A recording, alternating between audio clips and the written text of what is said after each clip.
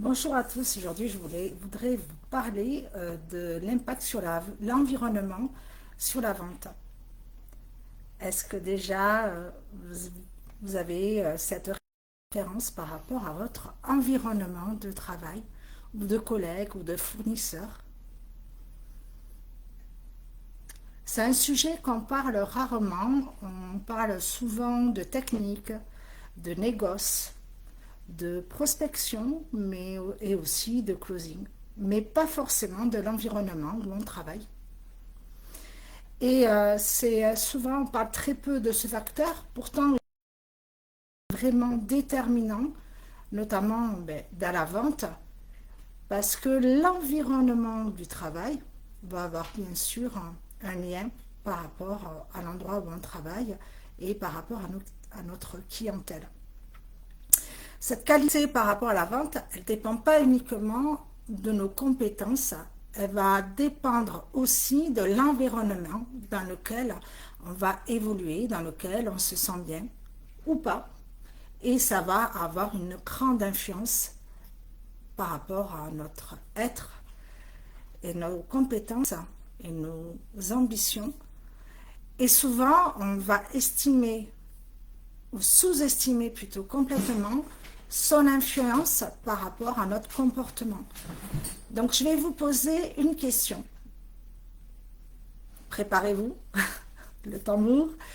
Est-ce que vous avez déjà remarqué qu'il est beaucoup plus facile de croire en ces offres lorsqu'on est entouré de personnes qui nous encouragent?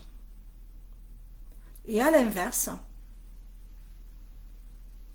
beaucoup plus difficile lorsque l'on attend constamment des phrases comme ben, c'est trop cher, les gens n'achètent pas, c'est pas à la mode, tu as vu trop gros, c'est un grand projet pour toi, la concurrence elle est trop forte, ce n'est pas le bon moment, tu es sûr de toi, tu crois pas que si tu voyais tes projets un peu plus bas, ça serait mieux? Et du coup, à force d'entendre ces phrases, on finit parfois par les intégrer. En fait, c'est notre idée au départ, qui était vraiment notre opinion de quelqu'un d'autre, devient progressivement notre propre croyance. Parce que parfois, on est entouré de gens qu'on aime profondément ou pas, ou de collègues qui ont une grande influence. Et ça va avoir un impact qui va être énorme sur notre prise de décision. Avant de vendre une offre à quelqu'un, on doit souvent commencer, déjà d'un, je pense, le plus important, c'est de la vendre à nous-mêmes, de croire en notre produit, de croire en notre projet, de croire à ce qu'on a envie, de croire en ses valeurs, de croire en son utilité, de croire qu'elle peut vraiment, réellement aider une personne. Et donc, si notre environnement nourrit constamment le doute en se disant, ben non, tu vas pas y arriver, ça devient beaucoup plus difficile. Alors moi, je l'ai moi-même vécu très tôt dans mon projet et mon parcours professionnel. Quand j'étais dans mon entreprise, je travaillais vraiment avec des produits d'un fournisseur et c'est un fournisseur avec qui je travaillais régulièrement. J'avais confiance et au départ, du coup, je suis partie en formation et c'est pour ce produit pour moi était bluffant. Et du coup, je pensais naturellement que si ce produit était mis en avant, c'est qu'il apportait une réelle valeur à mes clients puisque je l'avais essayé. 48 heures après, le résultat n'était pas du tout là. Et en échangeant avec ma collègue, avec le temps, avec mes clients, en observant en fait les réactions et en découvrant qu'il y avait davantage les produits, il y avait quelque chose qui se passait pas bien et du coup ça m'a interpellée. Le résultat c'était pas juste je sentais, mais c'était bien réel, n'était pas à la hauteur. Donc je me suis rendu compte que cette qualité, elle n'était pas toujours là. Et du coup, je me suis sentie piégée par rapport à ce qui m'avait été annoncé. Il y a quelque chose à moi qui s'est passé. En fait, j'étais plus dans le même état d'esprit lorsque je devais le proposer. Et je pouvais toujours appliquer les techniques de vente, mais il y avait quelque chose qui faisait que je n'y croyais plus. Donc, Je pouvais toujours présenter ses avantages, ses conditions, ses tarifs, mais au fond de moi, il y avait vraiment quelque chose qui était cassé et je n'y croyais plus. Donc, du coup, je voyais que les clients changeaient. Je pense réellement qu'ils ressentaient que j'étais pas aussi passionnée. Et du coup, ce que j'ai pu voir, c'est qu'on va pas seulement avec des mots, on va aussi avec les nôtres, notre vocabulaire, notre émotion, notre façon d'être, nos convictions. Et à ce moment-là, moi, j'étais pas du tout en accord avec ces convictions. Il y a aussi l'énergie qui peut rentrer en jeu, il peut y avoir aussi la confiance par rapport à ce que tu vends, ou tu proposes, ou à l'élaboration de ton ambition. Et du coup, ça m'a appris vraiment une leçon qui est essentielle, c'est que l'environnement dans lequel on va évoluer va influencer fortement en fait notre manière de vendre et notre manière de conseiller. Vous êtes d'accord avec moi? Donc, quand on croit en son fournisseur, à son entreprise, à ses produits, à ses services, aux gens qui nous entourent, ça peut être aussi à nos clients, puisque ça fait partie aussi de l'environnement, on va parler vraiment en toute confiance et du coup notre position va complètement changer. On va être beaucoup plus naturel, on va être soi-même. Et on va être vraiment aligné avec ce qu'on dit et le client en fait, ou la personne que tu as en face, mais ça peut être aussi ton collègue, ben, il va voir qu'il n'y a pas de doute. Par contre, quand le doute s'installe et que tu vas avoir les valeurs qui ne vont pas être du tout les mêmes, tu vas voir que la qualité de tes échanges avec la personne que tu as en face, mais ça ne va pas être pareil. Vous allez être davantage sur la défense.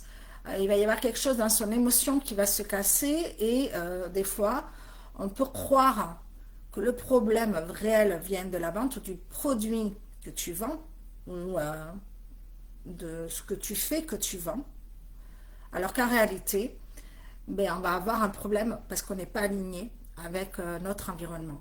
Et ça, je pense que c'est vraiment quelque chose d'essentiel si on veut être un bon vendeur. Ça m'a également amené une expérience qui m'a permis de comprendre pourquoi certaines personnes perdent progressivement la confiance dans la vente. Alors ça ne se rejette pas forcément sur la vente. Ça peut être elles rejettent parfois sur les pratiques qu'elles ont peut-être observées, ces personnes. Ça peut être aussi sur des produits qu'elles sont obligées de défendre et du coup, il n'y a pas ces valeurs, c'est pas en adéquation avec ce qu'elles sont. Ça peut être aussi par rapport au chiffre d'affaires qu'il va falloir avoir avec le client qui peut être imposé sur l'objectif donné. Et en fait, c'est là où ça va se jouer sur toute cette différence.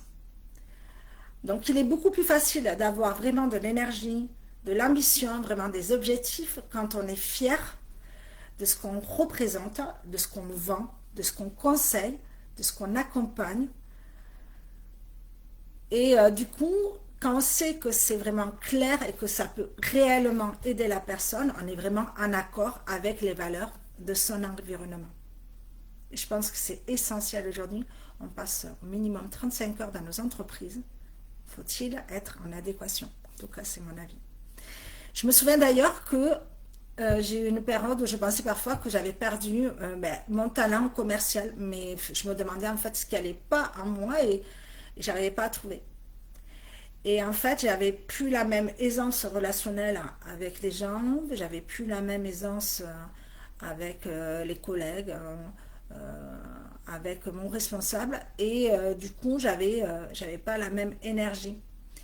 Et avec le recul, j'ai compris que le problème, quelque part, il venait pas forcément de moi, mais le problème, il venait que je pouvais plus en fait défendre la valeur et ça faisait plus partie en fait de mes convictions dans l'entreprise où je travaillais.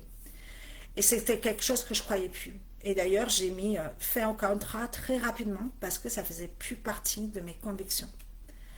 C'est cette prise de conscience, parce que souvent on ne sait pas ce qui se passe derrière une situation, mais quand tu prends conscience, ça a vraiment changé ma vision de la vente et de ce que je voulais réellement. Parce que vendre, ça devient beaucoup plus simple lorsque tu vas vendre, ou tu vas dans tes valeurs, que tu vas dans ton environnement et que tu vas être vraiment aligné par rapport à ce que tu proposes. Je ne sais pas si vous l'avez déjà ressenti ça quand tu es bien dans une entreprise, une société. C'est à ce moment-là qu'en fait, on va être beaucoup plus fluide dans notre discours, dans ce qu'on va donner. Et les échanges vont devenir beaucoup plus naturels parce que tu es toi-même et c'est en adéquation avec tes valeurs. Et on va avoir une confiance en nous qui va revenir. Et parallèlement, je me souviens aussi d'une entrepreneuse qui avait créé un accompagnement qui était vraiment de grande qualité. Et ces clients, eux, ils obtenaient vraiment des résultats. Ils étaient satisfaits. On peut être aussi avec des clients qui sont très satisfaits par rapport au produit. Et pourtant, elle avait du mal à proposer ses services. Vous savez pourquoi? Je vous laisse en mettre en commentaire si vous souhaitez.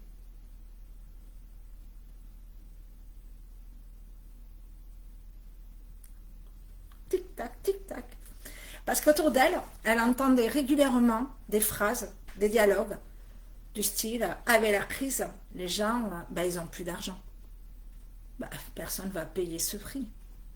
Tu devrais vraiment baisser tes tarifs aujourd'hui face à la concurrence. » Et petit à petit, elle a commencé à douter d'elle. Je pense que ça peut arriver à plein de personnes, n'est-ce pas? Elle n'a pas douté de son expertise, elle savait qu'elle travaillait super bien, mais vraiment de la valeur qu'elle pouvait apporter à ses clients. Et lorsqu'elle parlait en fait de son offre, ça s'entendait en fait. Vous voyez, il y avait quelque chose qui n'était pas aligné, il y avait quelque chose qui n'était pas cohérent. Vous savez, je ne sais pas si vous avez déjà eu des fois des commerciaux ou autres et vous sentez que ce n'est pas juste. On voyait que la voix hésitait, on voyait que le discours qu'elle dialoguait, ça perdait en toute conviction, pardon. Et au fond d'elle, elle n'était plus totalement convaincue elle-même et ça se ressentait. Elle avait plus cette niaque, cet instinct, cette envie, cette joie.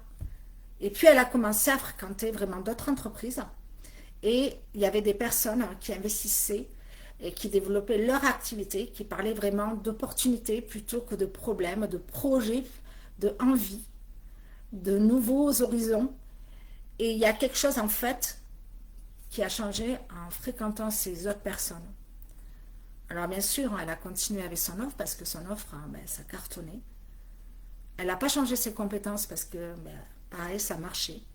Son état d'esprit, elle a commencé à voir quelque chose et à croire en fait à ce qu'elle apportait réellement en accompagnement. Et du coup, elle a eu des ventes qui ont super bien progressé. Je crois qu'il y a vraiment une chose essentielle, et d'ailleurs peut-être vous, commerçants, artisans, entrepreneurs ou autres, on vous a peut-être dit, ça n'a pas l'air d'aller, cette petite phrase, des fois, ça peut tilter. Je pense que les clients ressentent vraiment en fait ce qu'on croit, ce qu'on veut, ce qu'on est. Et donc, ils vont ressentir la confiance et ils vont ressentir aussi, mais quand ça ne va pas, quand vous avez des doutes, qu'il y a quelque chose qui se passe dans votre vie. Ça peut aller très loin. Et donc, on va voir que l'environnement, en fait, il va influencer, bien sûr, notre vision, la vision de la réussite. Et donc, ce qui est très important, c'est d'avoir des gens autour de nous qui, en fait, si personne ne vend, si personne ne se montrer, si personne ne parle de ses ambitions, ça va être difficile de le faire soi-même. Par contre, on va voir que si on est entouré de gens qui ont les mêmes ambitions, les mêmes envies, les mêmes instincts, les mêmes partages, là, on va être cohérent. Dans les phrases négatives qu'on peut entendre, on va voir que ces gens-là vont dire que c'est pas normal. Quand on est entouré des personnes qui osent, qui vont proposer leur service, le discours ne va pas être le même. Ils vont parler vraiment naturellement de leur activité parce que pour eux, il n'y a pas de doute. Et du coup, ça va devenir progressivement quelque chose qui est normal et que vous allez incorporer dans votre façon d'être. Vous allez moins avoir peur de vous montrer, de parler de vous. Et ce qui peut devenir souvent difficile, quelque part, ça va devenir accessible parce que vous allez être avec des gens qui vous ressemblent. L'environnement, ça ne concerne pas forcément les gens qu'on a autour de nous, mais ça peut concerner aussi, également, tout ce qu'on voit à la télé. Les réseaux sociaux, qu'on va consulter, les contenus qu'on va regarder, toutes les conversations qui sont autour de nous, que vous allez entretenir avec le lien avec les personnes qui vous entourent, mais aussi les informations que vous allez absorber. Parce que chaque jour, on peut voir aussi des choses négatives qui vont influencer notre comportement et notre émotion, notre objectif et l'envie de vendre. Tout cela va nourrir en fait notre état d'esprit qui va être commercial. Et donc, suivant l'influence de ce qu'on entend, que l'on voit, que l'on croit, qu'on alimente, on va avoir des fois la peur de vendre. Et donc, la journée, si vous lisez plutôt des contenus anxiogènes, ben en fait, l'énergie, on va être moins motivé, on va se sentir faible, on va être moins d'ananiaque du projet. Par contre, on peut voir aussi que si on est avec des personnes qui se peignent, on va voir aussi que la confiance, mais elle va s'éroder. Et à l'inverse, si on est avec des gens qui ont un état d'esprit, où on rigole, on a des contenus inspirants, des apprentissages, des réussites, des projets, des témoignages qui sont super positifs, en disant ouais t'as vu, moi j'ai vu telle personne, elle a réussi, ça cartonne et tout, ben on va pas être du tout dans le même état d'esprit. Et du coup notre regard il va changer, on va se dire mais qu'est-ce qu'elle a fait pour réussir comme ça, quelle énergie elle a développée. Et du coup l'énergie aussi elle va être beaucoup plus haute la nôtre. Alors aujourd'hui moi j'aimerais vous poser plusieurs questions et je vous laisserai le temps de cogiter. Qu'est-ce qui influence aujourd'hui votre manière de vendre? Déjà d'un, c'est la première chose dans votre environnement. Est-ce que les personnes qui vous entourent renforcent votre confiance ou vous doutez? Seconde question. Troisième, les produits, services ou offres que vous allez représenter, est-ce qu'ils sont vraiment alignés à vos valeurs? Et quatrième question,